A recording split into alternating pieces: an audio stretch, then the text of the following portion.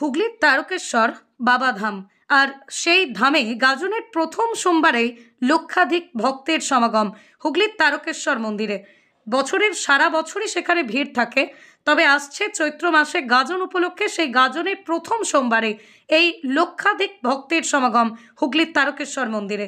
শনিবার থেকেই শুরু হয়েছে শৈব তীর্থ তারকেশ্বরে সন্ন্যাসী মেলা বা গাজন মেলা। দেবাদিদেব মহাদেবের পুজোকে কেন্দ্র করে প্রত্যেক বছরই লক্ষ লক্ষ ভক্তদের সমাগম ঘটে তারকেশ্বরে। 1 মাস ব্যাপী চলে এই মেলা। পুরাণ মতে দক্ষযজ্ঞ সতীর দেহত্যাগের পর নারায়ণের চক্রে 51 খণ্ডে খণ্ডিত হয়েছিল তার দেহ। সতীকে হারিয়ে কঠিন তপস্যায় মগ্ন হয়েছিলেন ভোলা মহেশ্বর। সেই সময় তারকাসুরের তাণ্ডবে ব্রহ্মাণ্ড বিচলিত হয়ে পড়েছিল। ব্রহ্মা এই সমস্যার সমাধানে বলেছিলেন তারকাসুরকে হত্যা করতে পারবেন একমাত্র শিবের পুত্র। এদিকে সতী ছাড়া শিবপুত্র কিভাবে আসবে? শিবের না আবার বিয়ে হলে পুত্র জন্মাবে না, আর তারকাসুরকে হত্যাও করা যাবে না। যদিও শিবকে বিবাহ করার জন্য তপস্যায় মগ্ন ছিলেন পার্বতী, কিন্তু শিব তো নিজেই তপস্যারত। এই অবস্থায় ব্রহ্মাণ্ডকে রক্ষা করতে ভক্তরাও সন্ন্যাস নিতে শুরু করেন। ভক্তদের সন্ন্যাস নেওয়ায় তপস্যা ভঙ্গ হয় ভোলা মহেশ্বরের। চৈত্রের শেষে শিব পার্বতীর বিবাহ হয়। এখান থেকেই সন্ন্যাস নেওয়ার প্রচলন শুরু। প্রতি বছর পয়লা চৈত্র থেকে সংক্রান্তি পর্যন্ত 1 মাস চলে এই সন্ন্যাসী মেলা। রাজ্যের বিভিন্ন জেলায় হাজার হাজার ভক্তরা এসে উপস্থিত হয় বাবার মন্দিরে। কেউ আসে নিজেদের মনস্কামনা পূরণের আশায়, অনেকে আসেন মানত শোধ করতে। তারকেশ্বরের দুধপুকুরে স্নান করে উত্তরীয় নিয়ে মন্ত্রোচ্চারণের মাধ্যমে ভক্তরা সন্ন্যাস গ্রহণ করেন। 1 মাস তাঁরা নিজ গোত্র ত্যাগ করে শিব গোত্রের বাসিন্দা হন। ভক্তরা প্রতিদিন সকালে মন্দিরে শিবের ভোগের ফল খেয়ে এবং রাত্রে হব্বিষ্যে খেয়ে সন্ন্যাস ব্রত পালন করে কৃচ্ছ সাধনের জীবনযাপন করেন। বৈশাখের প্রথম দিন তারা আবার ফিরে যান নিজ গোত্রে বা গার্হস্থ জীবনে।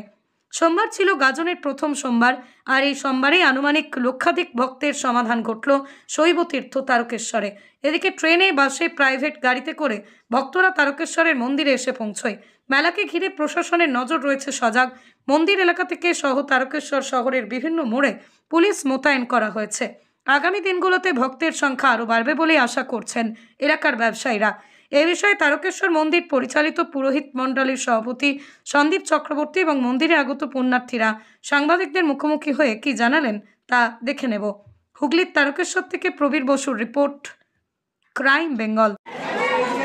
প্রতি বছরই তো এই চৈত্র মাস গাজন মেলা, সন্ন্যাস ব্রত ধারণ, এই নিয়ে প্রতি বছরই লক্ষ লক্ষ তীর্থযাত্রীর সমাগম হয়। এবছরও একই চিত্র আমরা দেখতে পাচ্ছি। বাবার টানে সংসারের মঙ্গল কামনার্থে নিজেদের জাগতিক কামনা বাসনা বাবার কাছে নিয়ে আসে। বাবা তা পূরণ করে তাদের। তাই প্রতি বছর বাবার এই ভক্ত সংখ্যা বাড়ছে, বাবার কাছে ভক্তের আকুতি বাড়ছে।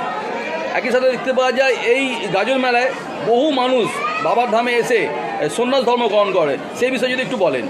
চৈত্র মাসে সন্ন্যাস ধর্ম, সন্ন্যাস ব্রত বলে। এটা সন্ন্যাস আলাদা, এটা সন্ন্যাস ব্রত। সন্ন্যাস 1 মাস যাবৎ এই ব্রত সন্ন্যাস চলে তারকেশ্বরে। এবারে 2রা চৈত্র থেকে এই উত্তরীয় ধারণের মাধ্যমে যে সন্ন্যাস ব্রত গ্রহণ তা শুরু হয়েছে। এরপর ক্রমশ উত্তরোত্তর আপ টু 28 তারিখ পর্যন্ত, 28শে চৈত্র মহাবিশ্ব, সেই দিন পর্যন্ত এই ব্রত গ্রহণ করা হয়। ব্রত এদের শেষ হয় চড়কের দিন, পয়লা বৈশাখ। আবার এরা ব্রত থেকে আবার তাদের নিজেদের নিত্য নৈমিত্তিক জীবনে ফিরে যায়। কী কারণে এই ব্রত পালন করা হয় যদি একটু বলেন।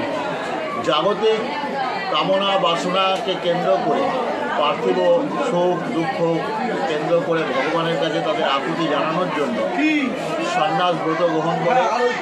সারা দিনে এরা একবার ওই দিনপ্রহর মানে অপরাহ্নকালীন সময়ে ফলমূল ভক্ষণ করে, আর রাত্রিকালীন অবস্থায় এরা হব্বিষান্ন গ্রহণ করে। সারাদিন এভাবেই তারা থাকে। এরপর এদের নিয়ম কঠোর হয় মহাবিশ্বর দিন থেকে। মহাবিশ্বের দিন সারাদিনই উপবাস থেকে ওই বাবার এখান থেকে যখন আদেশ হয় তারপর এরা ওই মহাবিশ্ব করে 3টে চাল দিয়ে এবং বাকি ফল খেয়ে। তারপর পরের দিন ফল ঝাঁপ, তারপরের দিন নীলাবতী, নীলের বিয়ে, এইসব সম্পন্ন করে এরা এই ব্রত আপনার নাম? সন্দীপ চক্রবর্তী, সভাপতি তারকেশ্বর পুরোহিত মণ্ডলী। ধন্যবাদ।